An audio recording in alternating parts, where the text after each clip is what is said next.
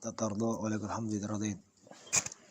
اللهم صل وسلم على سيدنا محمد الفاتح لما أغلق والخاتم لما سبق ناصر الحق بالحق والهادي إلى صراط المستقيم وعلى آله وصحبه حق قدره ومقداره العظيم.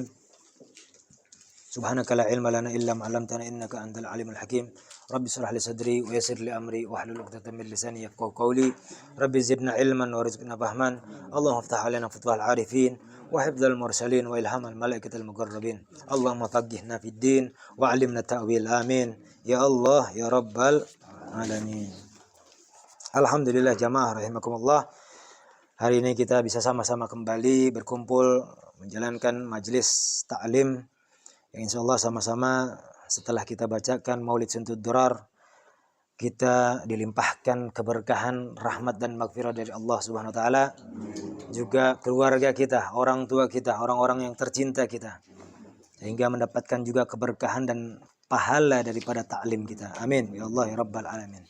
Setelah kita baca tadi Suntud Durar menguatkan lagi kecintaan kita kepada baginda Rasulullah sallallahu alaihi wasallam.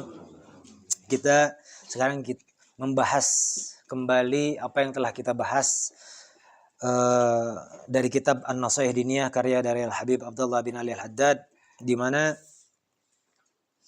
di dalam kitab ini kita sampai pada pembahasan tentang sholat yang kemarin termasuk di antara orang yang menjaga dalam sholatnya, orang tersebut juga dianjurkan untuk menjaga dalam sucinya, ya. Jadi bukan hanya sholat yang perlu kita perhatikan, juga kesucian yang perlu kita perhatikan. Karena percuma rasanya kita menjalankan sholat, percuma rasanya kita menegakkan sholat, namun kesucian kita abaikan. Begitu kurang lebih ya. Jadi kesucian di mana kemarin kita sudah bahas bahwa ketika kita menjaga kesucian kita, maka ada banyak manfaat dari sisi pahala dan manfaat lain yang memang termasuk dari kategori fadilahnya kita menjaga kesucian. Sebagaimana sudah kita diajarkan oleh para ulama dulu kita di negeri ini, dengan bagaimana caranya kita menjaga kesucian itu dengan secara apik, kebersihan itu secara betul-betul apik, ya kan? Karena itu termasuk daripada kategori orang-orang yang menjaga ibadahnya kepada Allah Subhanahu wa taala. Al-Faqir ingin mengutip kutipan yang ada di ta'likannya kitab sebelum kita melanjutkan kepada apa yang kita bahas malam hari ini, di mana kemarin terakhir Al-Habib Abdullah bin Ali Al-Haddad menyatakan bahwa ketika kita menjalankan bersuci atau kita melakukan wudu, ya, atau mandi ketika bersuci, maka ada hal yang menjadi fadilah yang mungkin kita perlu ketahui. Dikatakan di dalam hadis yang diriwayatkan oleh Imam Abu Hurairah radhiyallahu anhu, qala idza tawadda al-'abdu al-muslim awil mu'min faghasala wajhahu kharaja min wajhi kullu khati'atin nadhara ilaiha bi'ainihi ma'al ma'i au ma'a akhari gatril ma' fa idza ghasala yadayhi kharaja min yadayhi kullu khati'atin kana batashatha yadahu ma'al ma'i au ma'a akhir gatril ma'i fa idza ghasala rijlaihi kharajat kullu khati'atin mashatha rijlahu ma'al ma'i au ma'a akhir gatril ma'i hatta yakhruju nagiyan minadz dzunub. Yang diriwayatkan oleh Imam Abu Hurairah radhiyallahu anhu, dikatakan barang siapa seorang hamba muslim, seorang hamba yang beriman kepada Allah Subhanahu wa taala, dia berwudu dan ketika wudunya itu dia membasuh wajahnya, maka akan keluar beserta air yang mengalir dari wajahnya itu seluruh kotoran, seluruh dosa yang berada dalam wajahnya, yang ketika dengan wajahnya itu mata dia memandang dengan dosa, ya kan, akan kembali terhapuskan dosa-dosa dengan beserta apa? Air yang mengalir dari wajahnya tersebut. Dari matanya yang memandang pandangan-pandangan yang dilarang dalam syariat yang menjadi dosa bagi dirinya akan terbersihkan dengan dia ketika berwudu. Juga tangannya, ya. Tangannya pun sama. Ketika tangannya dia dibasuh, maka seluruh dosa yang dilakukan oleh tangannya, dosa apapun yang telah dilakukan oleh tangannya, akan dibersihkan dengan air wudhunya. Bahkan dari tetes terakhirnya pun keluar dosa dari tubuh orang yang melakukan wudhu tersebut. Berikut juga kakinya. Kakinya yang dibasuhkan dengan basuhan wudhunya, maka akan dibersihkan dengan seluruh basuhan dari wudhunya itu. Bahkan dosa-dosa yang setiap langkahnya dia melangkah ke tempat-tempat yang memang menjadi maksiat, itu terbersihkan dengan wudhunya. Masya Allah. Itu adalah fadilah, keutamaan, ya, manfaat atau pahala yang Allah berikan untuk orang yang memang menjaga wudhunya. Dan berapa banyak dosa kita selama ini ketika kita menjalankan kehidupan sehari-hari. Maka kalau kita jaga wudhu kita, insya Allah terbebas, terjaga, terbersihkan dari semua dosa. Allahumma ja'alna minhum, amin ya Allah, ya Rabbal alamin. Lalu selain daripada nasihat dari Al-Habib Abdullah bin Ali Al-Haddad, sesuai dalam syariat menganjurkan bahwa kita dianjurkan untuk selalu menjaga kesucian kita, kebersihan kita. Sebagaimana kita akan melakukan sholat. Itu apalagi, ya. Jangan sampai ketika kita melakukan sholat dalam keadaan kotor, apalagi dalam keadaan najis, apalagi dalam keadaan hadas. Maka kita harus perhatikan pertama kali adalah sucinya kita dulu, ya, kesucian dari tubuh kita, pakaian kita, tempat kita untuk beribadah. Itu yang perlu harus kita perhatikan. Nah ini, selain daripada itu, selain daripada apa yang telah dianjurkan tentang kita menjaga sucinya kita, yang pada malam hari ini dikatakan A'udzubillahi minasyaitonirrajim. Bismillahirrahmanirrahim. Alhamdulillahirabbil alamin. Wassalatu wassalamu ala sayyidina Muhammad wa ala sayyidina Muhammad. Qala al-musannifu rahimallahu al-angal wa minal muhafazati 'ala sholati wal iqamati laha al-mubadaratu biha fi awwali mawaqitiha. Wa fi dzalika fadlun 'azim. Wa fi dzalika fadlun 'azimun wa huwa dalilun ala mahabbatillahi wa ala musara'ati fi mardatihi wa mahabbihi. Yang hari ini kita akan sama-sama bahas adalah dikatakan sesuai dengan apa yang diucapkan, dinasihatkan oleh Al-Habib Abdullah bin Al-Haddad, wa minal muhafadzah, dan dari kategori orang-orang yang menjaga atas salatnya dan juga menegakkan salatnya. Itu apa? Al-mubadaratu biha fi awwali mawaqitiha. Dia akan selalu bersegera melakukan sholatnya itu di awal waktu sholat. Dan kita ketahui awal waktu sholat, kalau kita sekarang nih, belum nanti kita akan bahas di dalam kitab fikihnya, ya. Kita ikuti azan terdengar, itulah awal waktu sholat. Jelas?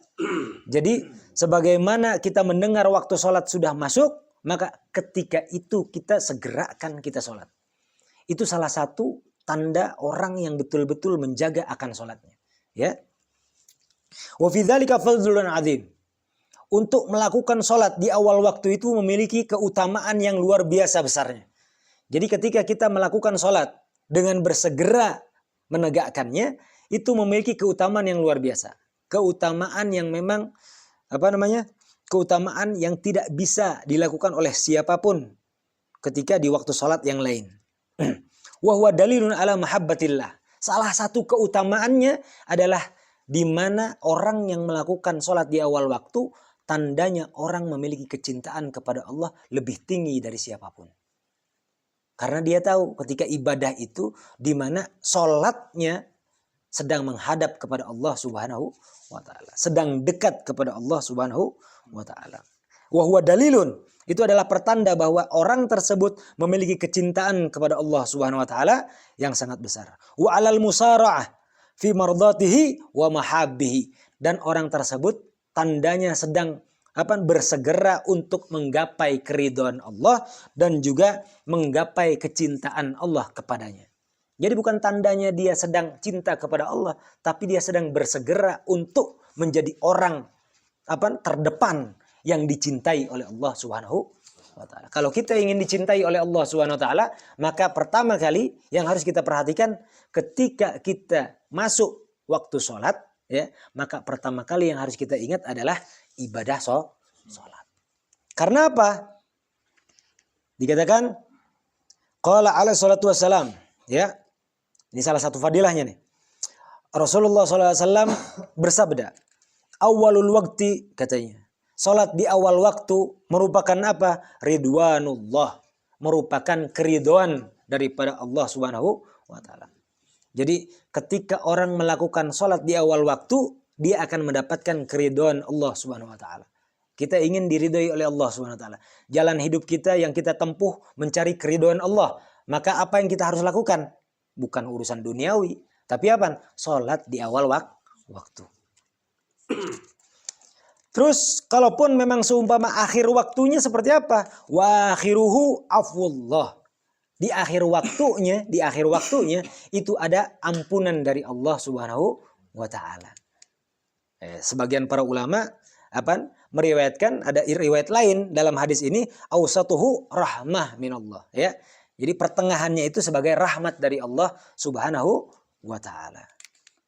Terus dilanjut dalam hadis ini Rasulullah sabdakan apa? Wa innal abda la yusalli as-salata wa lam yukhrijha min waqtiha.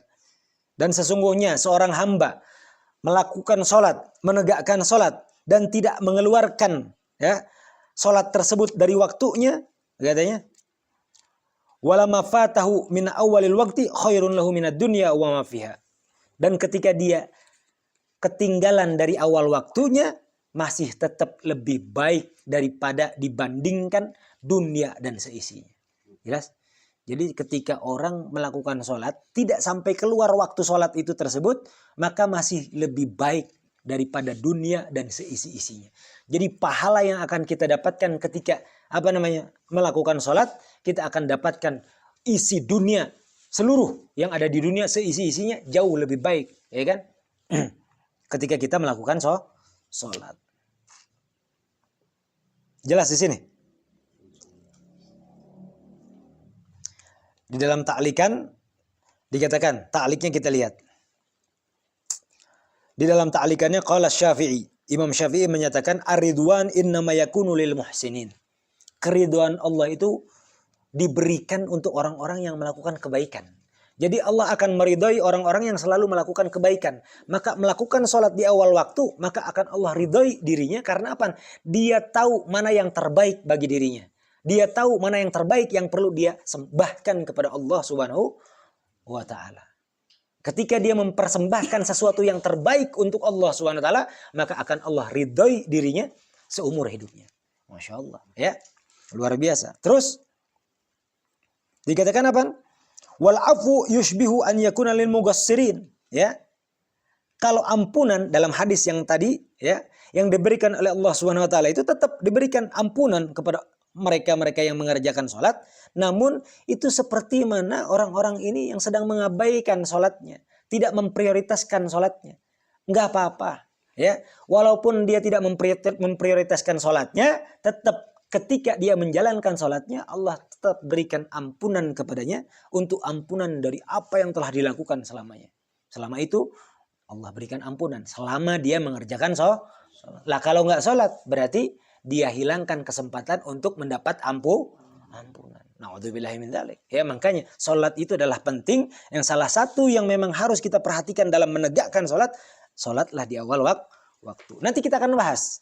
Ya, seperti misalkan sholatnya zuhur itu sholat ba'da zawalul syams, ya. Waktunya zawal ba'dal istiwa. Itu nanti di dalam fikih ini kita bahas secara rinci.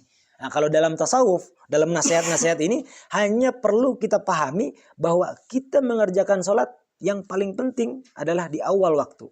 Nanti waktu sholat itu dibagi-bagi. Ada waktul fadilah, ya, waktul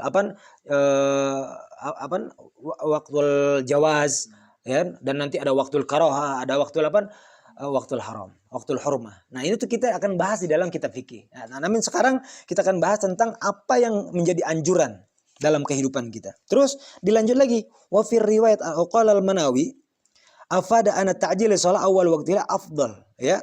Dikatakan wala alla ar-rahmah takunu lil mutawassitin.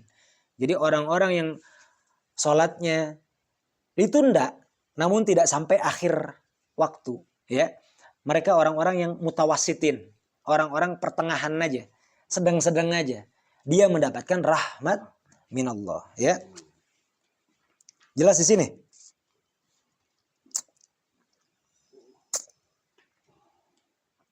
Jelas ya? Terus katanya dikatakan wa qabihul bil mu'mini, katanya. Wa qabihun bil mu'mini. Sangat buruk sekali, ya. untuk orang yang mengaku dirinya beriman kepada Allah, an yadkhula alaihi waktu salati, katanya. Sudah masuk waktu salat yang diwajibkan kepadanya, wa huwa ala syughlin min asghalid dunya. Namun dirinya masih saja berada dalam kesibukan dunianya. Sangat buruk sekali kondisi orang yang mengaku dirinya beriman, namun ya ketika dia masuk waktu sholat yang sudah diwajibkan sholat itu kepadanya, dirinya masih berada dalam kesibukan dunia. Buruk sekali kondisi seperti itu. Ya, jelas? Fala yatrukuhu wa yakumu ila faridatihi. Orang tersebut yang mengaku beriman tidak segera meninggalkan urusan dunianya. Segera untuk melakukan sholatnya yang jelas-jelas sudah diwajibkan. Ila faridatihi allati katabahallahu alaihi fayu'diha. Untuk mengerjakan kewajiban yang sudah diwajibkan oleh Allah kepadanya. Kepada orang-orang yang memang beriman kepada Allah subhanahu wa ta'ala. Jadi kalau ada orang yang mengaku dirinya beriman. Nah kita ini. Ya, kita belajar diri kita ini, renungan untuk diri kita. Kalau kita mengaku memang beriman kepada Allah Subhanahu wa taala, masuk waktu sholat, masih ada kesibukan dunia yang masih kita kerjakan, ya. Tidak kita ada azam untuk sholat, ya kan? Maka itu hal yang sangat buruk sekali untuk orang yang mengaku dirinya beriman. Karena sudah diwajibkan kepadanya adalah sholat, ya, beribadah, mengejar, mendekat kepada Allah Subhanahu wa taala. Madzalika illa min adzamil ghaflah. Maka perkara tersebut tidaklah sesuatu hal yang memang hal tersebut yang dilakukan orang-orang yang sudah terlalu besar, terlalu tinggi, terlalu jauh kelalaiannya kepada Allah Subhanahu wa taala. Jadi sudah terlalu lalai orang tersebut. Jadi sudah terlalu jauh dirinya, ya. Sudah terlalu lemah dirinya untuk beriman kepada Allah Subhanahu wa taala. Karena hal-hal yang memang dilaluinya dalam kesehariannya. Kan gitu. Jadi ketika orang sudah tidak lagi memprioritaskan sholatnya, itu tanda daripada orang tersebut sudah terlalu jauh lalainya kepada Allah Subhanahu wa taala. Sudah terlalu lemah imannya kepada Allah Subhanahu wa taala. Maka ketika orang ingin memperkuat lagi keimanannya, perbaiki sholatnya. Jelas ya? Perbaiki sholatnya. Terus dikatakan wakilatul ma'rifah billah. Dan ini bukti bahwa dalam dirinya ada kekurangan pengetahuan tentang Allah Subhanahu wa taala. Jadi tidak ada ma'rifat dirinya kepada Allah Subhanahu wa taala. Jadi ketika dirinya tidak memiliki ma'rifat kepada Allah Subhanahu wa taala, maka dia akan abaikan panggilan Allah Subhanahu wa taala. Kalau orang sudah ma'rifat kepada Allah, maka ketika datang waktu sholat, yang diutamakan hanya sholat. Kenapa? Karena dia tahu pertama Allah Maha Rahman, Allah Maha Rahim, ya, dan seluruh asmaul husna yang dia ketahui sejak kecil, yang dipelajari sejak mungkin di awal dia mengenal Islam, dia tahu Allah memiliki segalanya. Allah berkuasa atas segalanya. Allah menguasai kita semua. Allah mampu atas segalanya, ya. Membolak-balikan keadaan kita, ya. Ketika itu juga ketika dia ma'rifat dan kenal kepada Allah Subhanahu wa taala, awal yang akan dia kerjakan ketika terdengar panggilan dari Allah yaitu salat. Ya. Jadi kalau udah semakin berkurang ma'rifatnya kepada Allah, maka apa? Semakin lalai dia mengerjakan salat. Bagaimana mungkin dia akan meninggalkan bagaimana mungkin dia akan meninggalkan ilustrasi logika dalam kehidupan sehari-hari? Ya, bagaimana mungkin seseorang akan meninggalkan atau mengabaikan panggilan orang yang dia cintai? Coba bayangkan kalau seumpama istri kita manggil kita, sayang sini dong. Nah, ini istri yang baru nikah biasanya, ya, udah dipanggil kayak begitu, kita nggak bakal abaikan tuh panggilannya, benar nggak? Kita pengen segera menunaikan, memberikan yang terbaik untuk yang kita sayangi. Itu logika dalam kehidupan. Masa ya orang yang mengaku dirinya ma'rifat kepada Allah Subhanahu wa taala, cinta kepada Allah Subhanahu wa taala karena Allah telah begitu banyak memberikan segalanya untuk kita selama ini, seumur kita ini Allah telah memberikan semuanya, lalu dipanggil oleh yang dia akui bahwa dia cinta kepada Allah tapi dia tidak segera menunaikan apa yang menjadi panggilannya. Coba. Kan itu. Berarti itu tandanya apa? Kurangnya keimanan, kurangnya kecintaan, kurangnya pengetahuan kepada Allah yang Maha Kuasa. Maka untuk memantapkan lagi kita, kan itu, memantapkan lagi kita bagaimana caranya kita bisa mendahulukan sholat di atas segalanya. Pertama yang harus kita ketahui tentang apa? Tauhid kepada Allah SWT. Mengenal, ma'rifat kepada Allah SWT. Bagaimana Allah SWT telah memberikan rezeki. Bahkan tidak sholat pun kita sudah diberikan rezeki. Berapa banyak di antara kita, ya, kita akui dalam diri kita. Sholat yang dulu kita sebelum duduk diperkenalkan dengan mengaji, diperkenalkan dengan bagaimana seharusnya kita jalankan kehidupan ini. Kita banyak sekali lalai mengerjakan sholat. Berapa banyak orang di luar sana yang tidak peduli dengan sholat. Kan itu. Ini untuk kita aja dulu pribadi. Berapa banyak sholat yang kita tinggalkan. Namun Allah tetap memberikan rezeki untuk kita. Ya gak? Selama ini Allah telah memberikan. Walaupun kita tidak beribadah kepadanya. Maka kalau kita sekarang untuk menjalankan. Memperbaiki kehidupan kita ke arah ke depan. Pertama yang harus kita perbaiki adalah sholat. Nah ini. Terus dikatakan di sini. Dilanjut lagi di atasnya. Wa min dha'fir raghbah fil akhirah.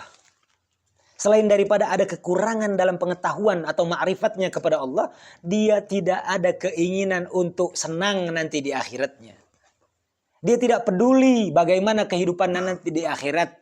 Dia tidak pedulikan bagaimana di kehidupan abadinya justru nanti. Dia nggak paham tentang akhirat itu kayak gimana. Dia nggak peduli ke akhirat itu kayak gimana. Padahal dia tahu setelah kematian ada lagi kehidupan. Yang nanti justru kehidupan itu adalah kehidupan yang abadi. Baik sekarang akan baik nantinya. Ya. Buruk sekarang akan buruk nantinya. Ibadah sekarang dia akan tuai hasilnya. Kurang lebih begitu. Kalau dia tidak lagi memperhatikan urusan-urusan hal-hal yang seperti ini. Maka yang dia dapatkan Allahu a'lam. Ya kan?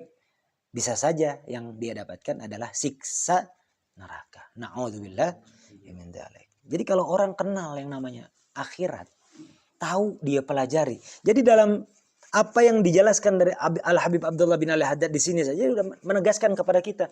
Kalau kita nggak kenal sama Allah, orang-orang lemah keimanannya, maka dia akan melalaikan sholatnya. Maka yang paling pertama berarti apa? Dia harus betul-betul mengenal. Ya, tentang kuasanya Allah ini seberapa besar. Allah Maha Kuasa atas segalanya. Jadi untuk orang-orang di luar sana yang memang ya mungkin kita masih kurang juga untuk betul-betul memperbaiki sholatnya, maka kita harus lebih mengenal lagi. Allah selama ini memiliki sifat. Allah selama ini memiliki asma. Ya, dengan kuasanya, dengan maha sempurna atas segalanya. Kalau kita tahu semuanya itu dengan mempelajari lagi akidah dan tauhid kita, insya Allah nggak ada satupun ibadah yang kita abaikan. Orang-orang di luar sana pun sama. Dan juga minimal kalaupun memang belum punya banyak waktu untuk mengenal Allah dari seluruh sifatnya dan asmaul husnanya, minimal kita tahu, sadar setelah kematian nanti kita ada kehidupan yang akan mempertanggungjawabkan atau akan kita pertanggungjawabkan kehidupan sekarang ini. Jadi kita harus tahu habis mati nanti dikubur itu bakal seperti apa. Betul? Dikubur ada yang namanya siksa kubur. Orang-orang yang tidak melaksanakan sholat, maka apa siksaan di dalam kuburnya? Kalau dia tahu akan ada siksaan di kuburnya nanti, dia langsung akan ketakutan, minimal ketakutan. Ya, minimal ketakutan, tidak lagi ingin meninggalkan sholat. Ya kebanyakan sekarang udah belajarnya tadi yang kita bahas sebelum ngaji tuh, belajar ilmu kebal sih. Nih, jadi orang-orang sekarang kebanyakan belajarnya ilmu kebal. Ngerasa kalau disiksa kebal-kebal aja udah. Karena udah belajar ilmu kebal. Jadi gak ada takut-takutnya. Kan itu. Makanya ini kalau seumpama pondasi syariatnya salah. Pemikiran tentang syariat pun akan salah.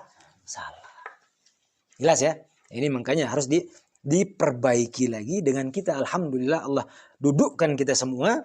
Untuk mengerti syariat secara keseluruhan. Terus dilanjut lagi. Wa amma ta'khirus salat hatta yakhruju waqtiha. Ya. Wa amma ta'khirus salat dan adapun mengakhirkan salat sampai keluar waktunya. Au yaqau ba'duha kharijahu. Ya. Atau membiarkan sebagian dari salat kita di luar waktunya. Kalau awal nih sampai adzan asar zuhur masih belum salat. Urusan lupa belakangan, ya. urusan lupa belakangan, nanti ada udurnya tuh. Nanti di dalam fikih kita bahas secara detail. Tapi kalau dia secara sengaja duhur dia abaikan sampai nanti nanti sholatnya, sampai adzan asar masih belum juga sholat duhur, ya, maka bagaimana? Dikatakan fa ghairu jaizun wa fihi itsmun. Itu sudah betul-betul tidak boleh dilakukan, ya. Bahkan apa? Bahkan di sana ada dosanya. Dosa orang yang lalai atau meninggalkan sholat. Atau sengaja duhur nanti sampai jam 3 sekian, hampir jam 4 atau jam 4 sekian, pengen waktu duhur, waktu asar tuh dia baru mulai sholat. Waktu yang sholatnya dia pas berbarengan dengan mikrofon sudah dites di masjid, pengen adzan asar. Nah, itu dia kurang lebih. Nanti kita harus tahu juga, karena terkadang listrik mati, listrik padam, ya kan, di Indonesia masih banyak pemadaman listrik, ya kan. Nah, kalau semua nggak ada adzan, kita tahu dari mana? Bisa kalau sekarang dari jam, ya kan, dari waktu sholat. Kalau sekarang mah handphone dah, kita lihat, cocokin dengan jam-jam sekarang. Kalau seumpama semuanya nggak ada dalam kondisi tersebut, nah kita akan bahas dalam fikihnya nanti. Dilanjut, selain daripada sholat, ya, selain daripada sholat yang memang harus kita perhatikan di awal waktu, ada yang harus kita perhatikan. Dan banyak sekali kita tidak memperhatikan ini. Apalagi di zaman sekarang ini. Sudah mengabaikan hal-hal yang satu ini. Apa? Wal adzan wal iqamah min sya'airis shalah. Ya. Adzan dan qomat itu adalah tanda, ya kan, kebesaran sholat. Atau kalau dibilang tanda-tanda atau cara-cara yang memang dianjurkan, disunahkan untuk dilakukan sebelum sholat. Syiarnya sholat itu, ya, memperkenalkan, memperlihatkan untuk di dunia luar, untuk orang-orang kafir di luar sana, untuk mengajarkan, mengingatkan orang-orang yang memang melalaikan sholat itu kita harus lakukan dulu adzan dan qomat. Jelas di sini, ya? Jelas. Termasuk diantaranya mendengarkan adzan dan mendengarkan qomat. Adzan ma'adzan, kalau zaman dahulu, kalau adzan tuh, kalau zaman dulu nih, adzan orang tua langsung. Kalau ada kedengaran apa aja, berhenti dulu. Ya. Lagi ketok-ketok, berhenti ketok-ketok. Lagi ada setel musik, dimatiin musiknya. Setel TV, dimatiin TV-nya. Apaan lagi? Lagi ngobrol, berhenti obrolannya. Dan semuanya kegiatan di stop ketika ada kumandang adzan. Sekarang adzan kamana, ngobrol mah dituluikeun. Ya, ini zaman sekarang. Padahal ini adalah syiarnya sholat. Bagaimana hati kita akan terketuk untuk melaksanakan sholat ketika adzan pun kita sudah tidak ingin dengarkan. Ya, karena datangnya hidayah memperkuat keinginan kita untuk melakukan sholat itu dengan kita menghayati, mendengarkan, meresapi kumandang adzan. Dengarkan adzan. Ya walaupun sekarang kalau semua ya para penceramah kan suka nyinggung-nyinggung tuh, ya. Banyak juga yang adzan di masjid-masjid ini yang dipersilahkan adzan ini yang udah aki-aki. Maaf nih, bukan ngomongin orang tua, enggak. Bahkan yang muda pun kadang-kadang adzan tapi nada kagak ada nadanya pisan. Ya tuh. Geus ngadeg-deg nya tuh adzan teh. Allah. Tengenah didenge nya teh adzan teh. Gimana mau diresapi untuk orang-orang yang memang mendengarkannya, kan gitu. Ya setidaknya dilatih lagi lah, ya kan? Bukan dilarang tuh orang tua adzan, jangan, ya. Orang tua ingin adzan, dia di masa umur akhir hayatnya itu, ya, orang tua itu dia ingin beramal. Apa amalan yang paling mudah? Ya adzan. Silahkan adzan, tapi yuk dibimbing lagi, ya, diajak lagi untuk kasih langgam-langgam adzan yang sudah familiar lah, kalau dibilang familiar, ya enggak? Jadi ikuti adzan yang memang setidaknya ya enak terdengar lah, ya kan? Yang sudah ada sanadnya itu lebih baik, ya kan? Jadi adzan dan qomat itu disunahkan, satu, itu karena masuk waktu, kedua karena ingin melakukan sholat. Misalkan kita sholat tidak bisa melakukan sholat di awal waktu. Maka ketika di pertengahan waktu sholat itu, maka kita pun masih disunahkan untuk adzan sebelum sholat. Adzan lagi, ya kan? Waktu sholat adzan, mau sholat adzan. Kalau mau sholatnya pas di awal waktu sholat, sudah tidak perlu adzan. Jelas, cukup satu kali adzan. Tapi kalau di tengah waktu mau sholat, adzan lagi, baru qomat. Jelas. Sekarang kan kalau semua udah sholatnya misalkan zuhur sholat jam 1 atau jam 2, udah nggak pakai adzan lagi kan? Langsung aja qomat. Qomat pun enggak lagi. Enggak.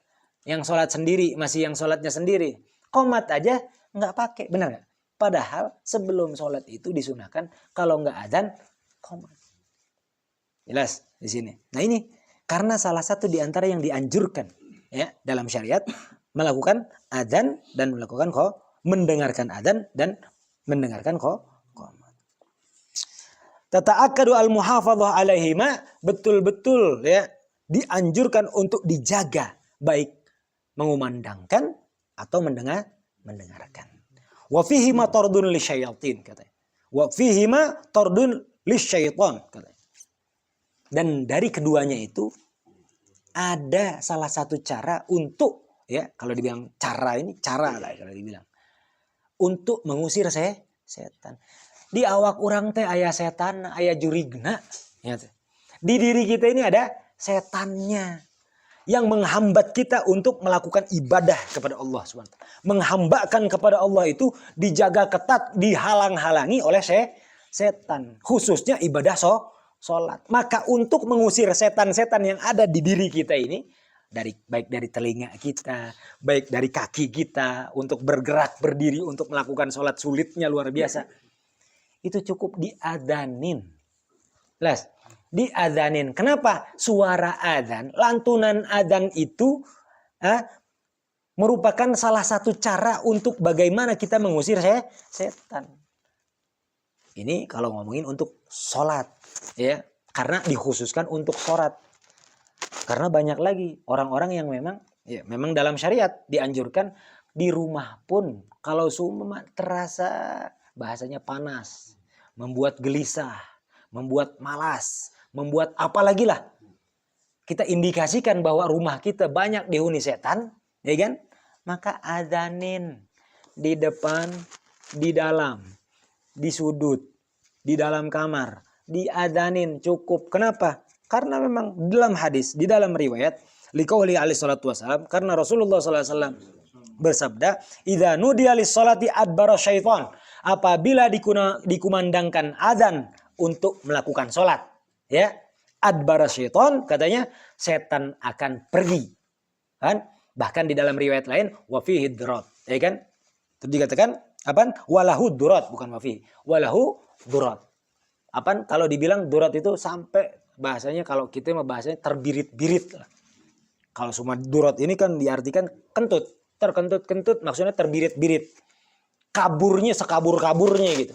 Kaburnya sejauh-jauhnya tuh setan kalau dengar adzan. Nah, jadi kalau semua kita merasa malas untuk melakukan sholat, adzan aja. Allahu Akbar, Allahu Akbar. Kalau ada rasa malas sholat nih, kumandangkan aja adzan. Adzan di masjid, ikutin adzan aja. Lebih baiknya sih dengerin adzan, lalu jawab adzan. Sama persis tuh. Betul? Ya. Tapi kalau ketika memang bukan di awal waktu kita sholat, ya, maka terasa malas untuk melakukan sholat. So, cicing dengan merenung lalu adzan. Allahu Akbar, Allahu Akbar. Resapi adzan itu dalam diri kita. Insya Allah. Dengan kita mengumandangkan adzan dan kita niatkan adzannya kita untuk sholat, insya Allah kemalasan atau rasa malas untuk mengerjakan sholat itu hilang. Jelas? Paham ya? Alhamdulillah. Kalau al-hadis. Hadis ini panjang ya. Hadis ini panjang dikatakan. Alhamdulillah untuk malam hari ini segitu aja untuk tasawufnya. Kita akan lanjut ke fikih ya. Masih ada waktu nggak? Masih 15 menit lah. Paham tum? Jadi kesimpulannya apa? Kesimpulannya kita dianjurkan untuk sholat di awal waktu. Dan untuk kita biar ya termotivasi untuk mengerjakan sholat di awal waktu, pas terdengar adzan tidak ada suara yang kita dengarkan, kita resapi, ya, kita nikmati kecuali kumandang adzan. Kurang lebih begitu, ya. Insya Allah karena adzan pun termasuk hidayah yang sedang Allah sampaikan melalui telinga kita. Ya, ketika Allah sampaikan hidayahnya melalui azan itu, insya Allah kita pun segera mengambil hidayah tersebut, menggapai hidayah tersebut. Insya Allah. Alhamdulillah. Lalu kita lanjut bahas fikihnya. Fikih kita masih bahas tentang air, ya.